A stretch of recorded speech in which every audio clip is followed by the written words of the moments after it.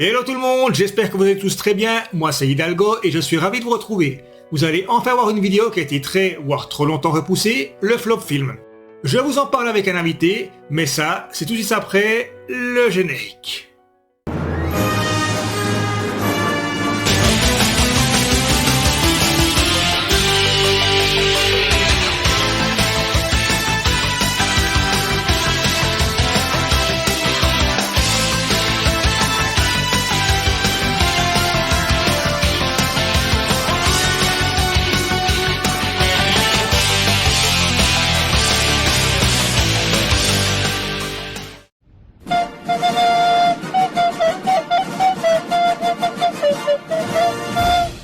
Et oui, pour cette vidéo, je suis accompagné par Maccabée.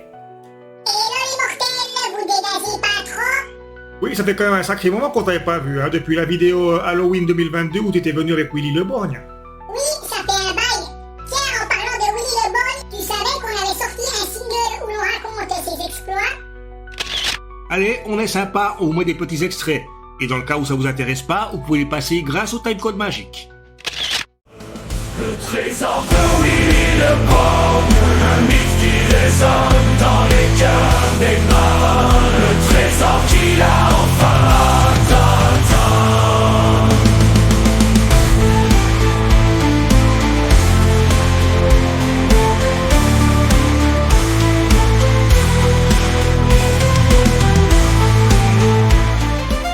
Willy Le Borgne, légende des flots, son trésor volé par des petits salauds.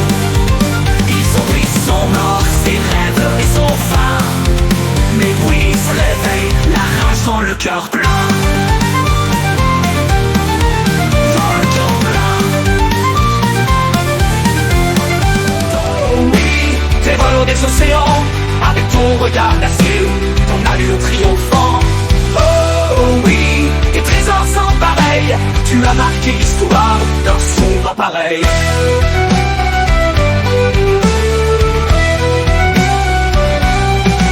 Chaque port retentit de tes sinistres exploits, les marins râlent de victoire, chaque sentiment amorce l'histoire. À l'horizon rouge, les voiles déployés, les légendes murmurent son nom redouté. Oh oui, le Borgne avare sur l'océan, courant après l'éclat d'un trésor brillant, naviguant dans les ombres à la lueur des éclairs, un pirate légendaire défiant les enfers. Alors, c'est pas mal, hein? Oui, c'est surprenant et ça a pas l'air moisi en plus. Ah, j'ai failli oublier. Willy te salue bien et espère être à nouveau invité.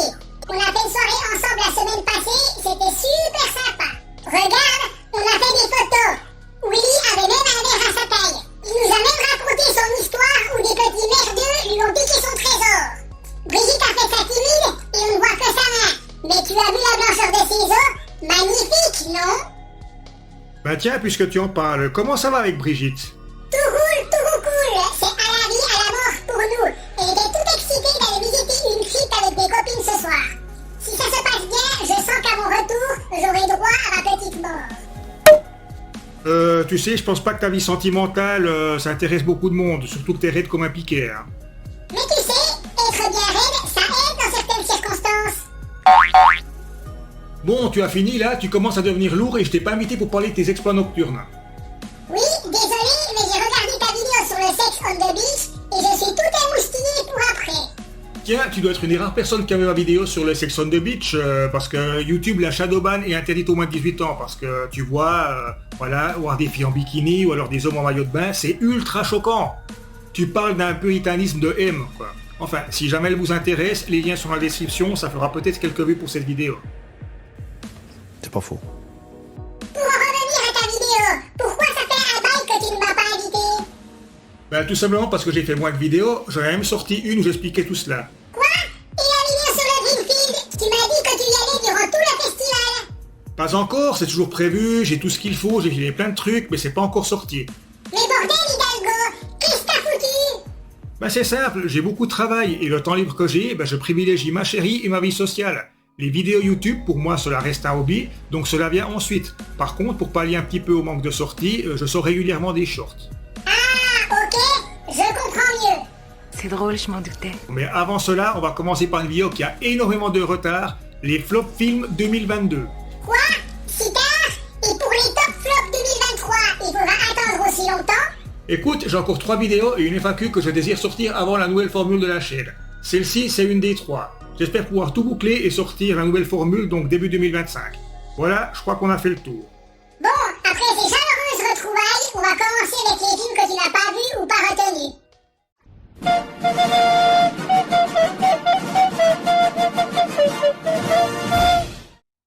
les 12 2022 que tu n'as pas vus, il y a lesquels? Déjà, 365 jours 2 et 3, j'avais trouvé le premier nul à chier avec une morale dégueulasse. Ma chérie les a regardés et elle m'a dit qu'ils sont encore pires, donc je passe. C'était pas mauvais, c'était très mauvais. Voilà, exactement. Quoi d'autre? Les Animaux Fantastiques, Le Secret de Dumbledore et Thor 4, Love and Thunder. Pour les Animaux Fantastiques, c'est simple, je n'ai vu aucun film de la franchise et cela ne m'a même jamais intéressé. Quant à Thor 4, si j'ai bien aimé Thor Ragnarok, le dernier avait l'air bien moisi avec des costumes dont même le pire Sentai n'en voudrait pas et c'est devenu une parodie avec un humour qui ne fait même pas rire les enfants. Il y a eu pire que ça, non? Oui, l'immondice Arthur la malédiction. Les bandes annonces et les avis étaient catastrophiques. Les extraits que j'ai vus sont une véritable purge. Et vu les conditions de tournage et les magouilles de Luc Besson, je pense sans hésiter qu'il aurait eu le titre d'Étron d'Or 2022 si je l'avais vu. C'est honteux. Car si je dis que le film a l'air d'un gros tas de merde, la comparaison est méchante vis-à-vis du caca.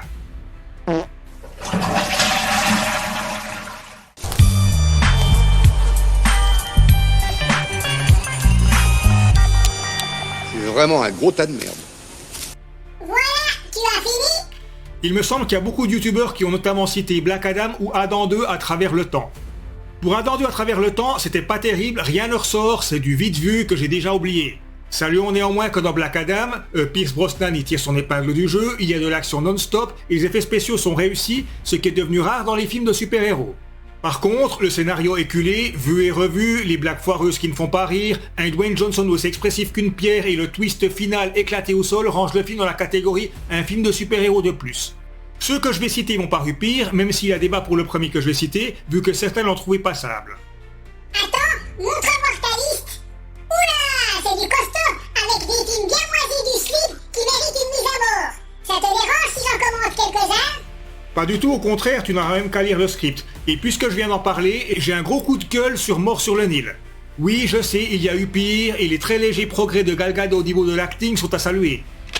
Très léger progrès, car Gal Gadot reste une mauvaise actrice. C'est juste qu'avant, elle jouait comme une patate, maintenant, elle joue comme une savate. Par contre, pour les effets spéciaux, c'était juste immonde. Ça brûle la rétine, c'est vraiment dégueulasse, y a pas d'autre terme. On dirait que c'est la norme dans les blockbusters qu'on a vus dernièrement, car presque tous ont des effets spéciaux horribles et des incrustations à la truelle. Quand on pense que des films qui ont plus de 20 ans sont bien meilleurs à ce niveau, ça fait mal. Et je ne parle même pas d'Avatar 2 qui a repoussé les limites. Je pense que tu n'es pas le seul, mais il y a un retour de bâton, puisque presque tous les films aux effets spéciaux pourris ont floppé. Bon, tu commences enfin ta liste. Ok, place au flop 2022, et comme disait Nadia, une chanteuse qui a disparu des radars depuis des années... Et c'est parti pour le show. C'est parti!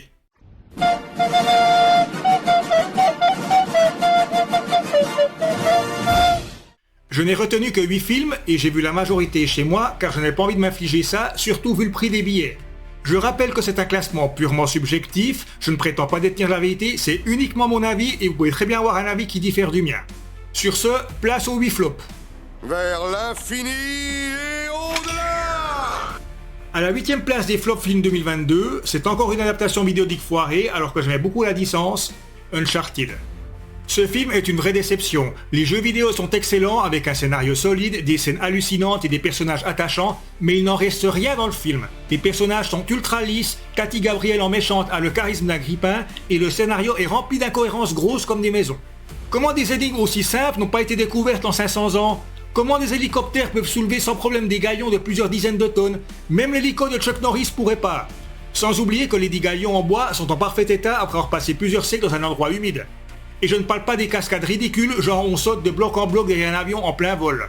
C'était mieux rendu dans Uncharted 3. Saute, saute, saute mouton, tralala, tiri pimpon. Saute, saute, saute mouton, tralala, tiri pimpon. Et je ne parlerai même pas du choix des acteurs, surtout que Mark Wahlberg était à la base censé interpréter Nathan Drake et non Sully. Quant à Sully, c'était censé être Robert De Niro.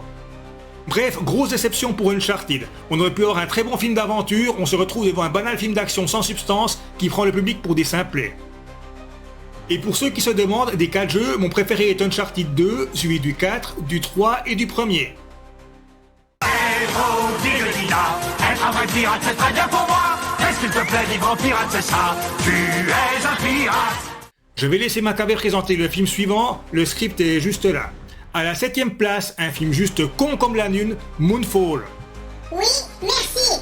Évidemment, on le sait par avance, le visionnage d'un blockbuster apocalyptique de Roland Emmerich nécessite d'activer un parfum pour protéger ses neurones d'un nombre ahurissant de débilités scénaristiques. Mais depuis l'échec d'Independence Day et Résurgence, on voit que notre Roland est complètement rincé et devrait prendre sa retraite. Pour le bien de notre téléviseur et de notre cerveau.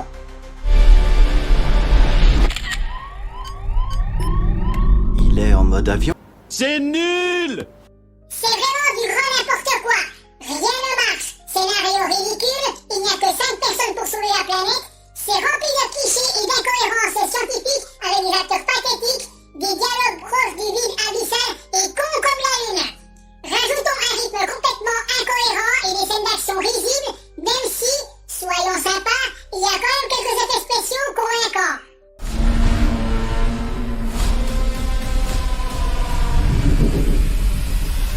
En fin de compte, Moonfall est un exemple frustrant que Roland Emmerich n'y arrive plus et est complètement fumé. Seule consolation, dans le genre film catastrophe récent, il y en a un qui est pire, c'est Geostorm, un film réalisé par l'assistant de Roland Emmerich. Are we dead? No, we are just inside the moon. That might be the greatest sentence anyone's ever said. Ça, c'est une belle connerie. Ouais, c'est bien vrai. Pour la 6ème et la 5ème place, on va parler de 2 films d'horreur tirés de franchises qui pour le coup sont vraiment horribles. On va commencer par le moins pire, ultra décevant, surtout quand on sait que le premier volet est devenu un classique, le bien moisi Halloween Ends.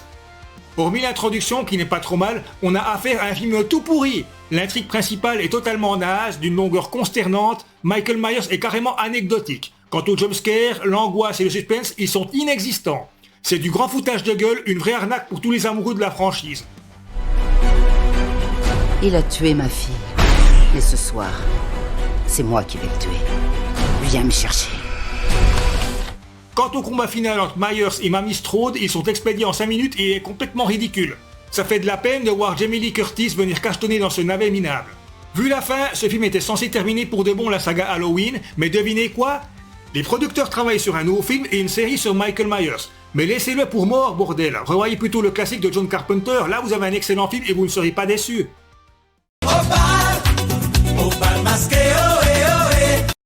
Ensuite, encore plus mauvais et décevant que Halloween Ends, un film qui crie dans le vide, c'est Scream 5. Même si Scream 4 n'était pas parfait, il avait revitalisé la célèbre franchise de Wes Craven. En mal de billets verts, des producteurs ont voulu retenter le coup 10 ans plus tard, mais c'est une catastrophe. Alors oui, on ramène Neve Campbell, Courtney Cox et David Arquette, mais c'est un peu comme ressortir ta vieille Game Boy en espérant le même effet qu'à l'époque. Spoiler, ça ne marche pas. Ils sont juste là pour cachetonner et ont l'air de s'emmerder en faisant le service minimum. Quant aux nouveaux, ils sont tellement insipides qu'on dirait qu'ils ont été castés dans la rue sur un coup de tête. Ça te dirait de jouer à un jeu, Tara?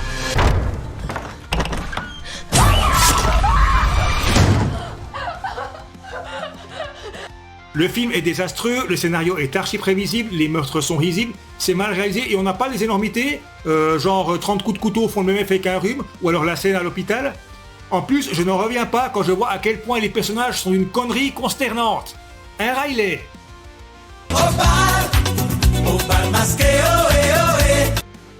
Je l'ai vu car il passait à la télé, mais il est tellement merdique que pour Scream 6, ce sera sans moi. C'est logique. Allez Maccabée, ça te dit de présenter le 4e flop de l'année 2022 ? Oui, merci. Alors, à la 4e place, un film irritant au possible avec une affiche juste horrible, Big Bug. Pourtant, j'aime bien l'univers et la mise en scène décalée de Jean-Pierre Jeunet, mais là, ça ne passe pas du tout. On est très loin des films de la grande époque, comme Amélie Poulain. Alors oui, l'idée d'avoir une ambiance futuriste à la Tati et volontairement quiche dans un univers coloré est bonne, mais pas à ce point. Les couleurs sont très criardes et capturé dans la veine de Speed Racer que je n'aime pas du tout personnellement. C'est fatigant pour les yeux et ce n'est même pas rattrapé par le reste qui a par 4-5 petites trouvailles et d'une nullité éprouvante. Parce que nous on est originaux et qu'on est plein de défense. Tout est surfait, les dialogues sont laborieux, c'est une cacophonie sans nom, le jeu des acteurs est poussif, les gags ne sont pas drôles. C'est irritant, gênant même et on s'ennuie ferme après le premier quart d'heure.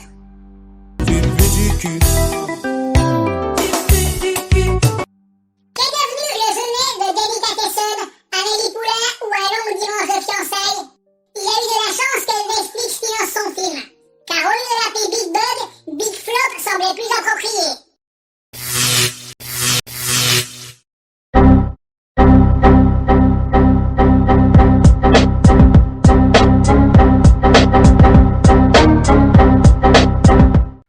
Voilà, on arrive au top 3. Alors pour le troisième de cette liste, un film où ils ont dépensé sans compter. J'ai dépensé sans compter. Mais ont oublié d'avoir un bon scénario, des personnages charismatiques et qui prend les spectateurs pour des cons. Jurassic World, le monde d'après. Jurassic World 3, le monde d'après avait pour ambition de clore la saga des dinosaures avec éclat, mais c'est de loin le pire de la saga. Déjà, il n'y a aucune continuité avec le précédent film. Une dizaine de dinos s'échappent et là, l'humain cohabite avec eux. Comment? Pourquoi des espèces jamais vues? On ne le saura jamais. On ne touche pas. Plus gros. Pourquoi faut-il qu'il soit toujours plus gros? Et plutôt que de recentrer l'histoire sur le choc entre humains et dinosaures, le film s'égare dans des sous-intrigues inutiles et des personnages secondaires peu captivants. D'ailleurs, spoiler, les dinosaures ne sont plus une menace, mais des sauterelles mutantes géantes qu'il faut exterminer. Oui, vous avez bien entendu. Il faut être complètement con. Même le retour des figures emblématiques de la saga originale, bien que nostalgique, n'apporte que peu de valeur ajoutée. Le film échoue sur tous les plans à capturer l'émerveillement et la terreur qui nous avait laissé coller à notre siège en 1993. C'est indigne ce qu'ils en ont fait, une belle saloperie, un coup de couteau droit au cœur de notre enfance. J'ai vu Jurassic Park au moins une dizaine de fois et c'est toujours un plaisir de le revoir. Pour Jurassic World 3, le monde d'après, je l'ai vu une fois de trop.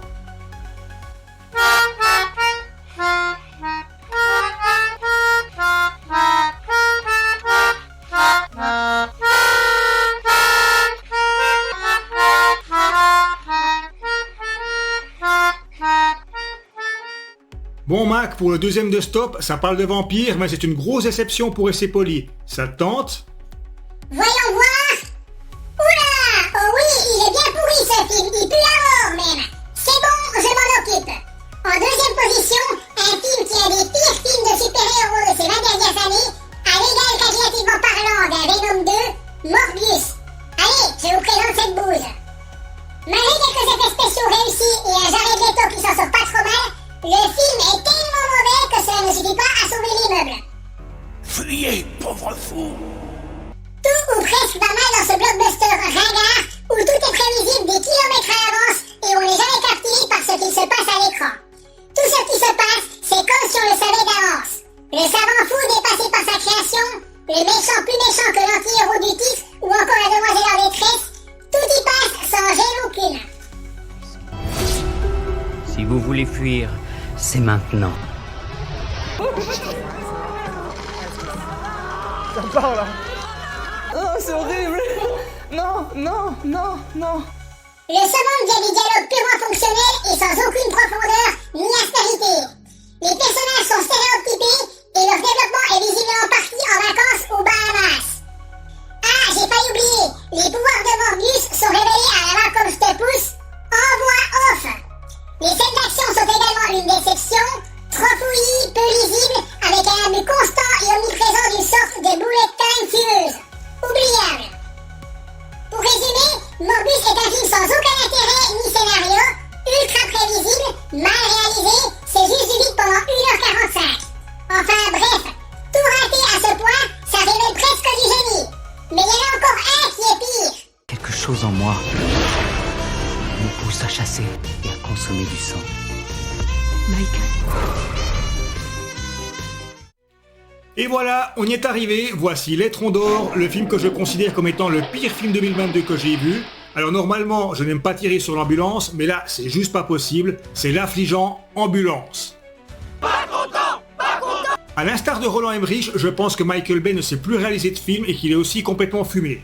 Je crois que c'est le seul film de l'année où j'ai failli arrêter le visionnage plusieurs fois. Pourquoi ? Déjà, Michael Bay a découvert les drones et veut absolument nous en mettre plein la vue avec ses nouveaux effets de caméra.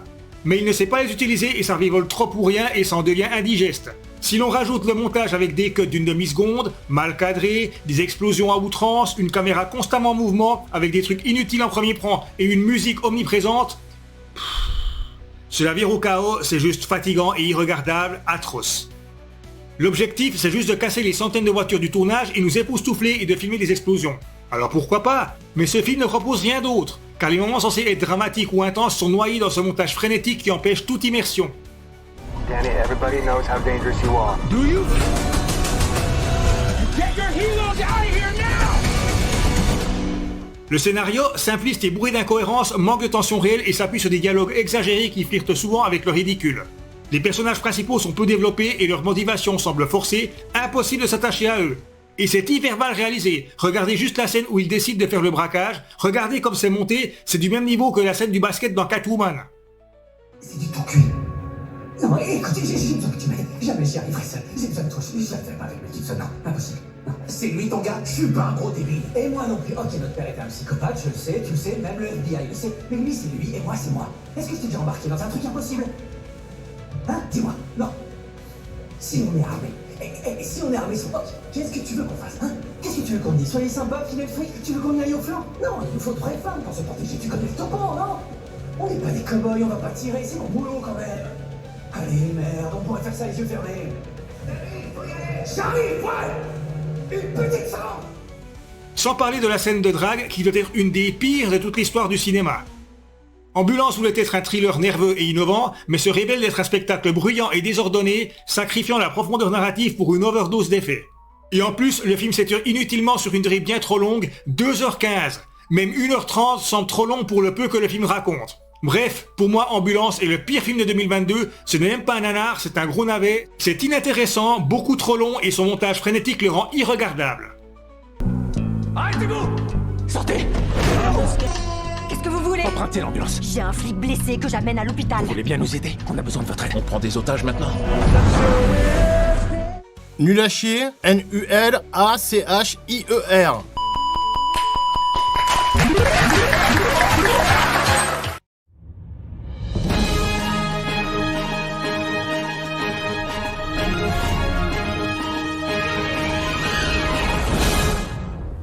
Ce n'était pas prévu, mais j'ai commencé le montage de cette vidéo il y a un peu plus de 3 semaines, et il y a de cela quelques jours, Thor 4 Love and Thunder est passé à la télévision.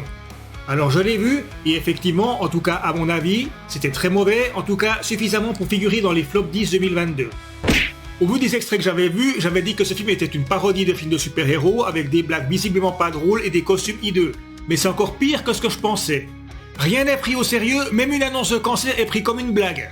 Thor est beauf, lourd et castré, New Asgard est devenu un parc d'attractions, les dieux qui sont ridiculisés, genre Zeus aussi élégant qu'un éléphant ballerine, des enfants qui acquièrent des super pouvoirs d'un claquement de doigts, deux Bigfoot transformés en destriers, ça n'arrête pas. À un moment, et on le voit dans la bande-annonce, Thor se retrouve à poil et oh surprise, des femmes s'évanouissent. Mais vu le ton du film, ça ne m'aurait même pas surpris s'il avait utilisé cette musique pour faire cette scène. J'ai la quéquette qui colle, j'ai les bonbons qui font des bons, j'ai la quéquette qui colle, dansons sur le pont d'Avignon. A mon avis, je classerai Thor 4 Love and Thunder en 5ème position entre Scream 5 et Big Bug. Si l'on rajoute Adam 2 à travers le temps, cela nous fait un flop 10 2022. Mais comme c'est devenu un petit peu compliqué, je vous ai fait un récapitulatif réactualisé des flops 10 2022 avec une musique de circonstance.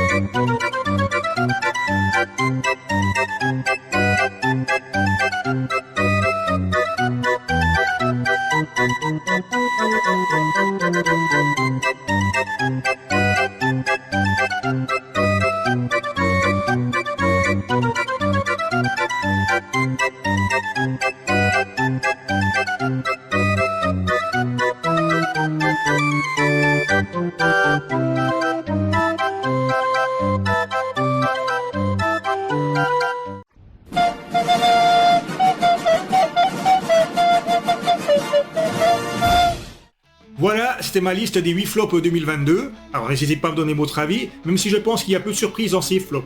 En tout cas, merci Mac de m'avoir aidé pour faire cette vidéo. Pas de soucis, Hidalgo. Ça m'a fait plaisir de t'aider et de refaire une vidéo avec toi, même si c'était pour des films moisis du slip. Splendide! Sur ce, il est temps de vous laisser, alors si le contenu de cette vidéo vous a plu, n'hésitez pas à vous abonner à la chaîne, à partager, à liker ou à glisser un petit commentaire, ça fait toujours extrêmement plaisir.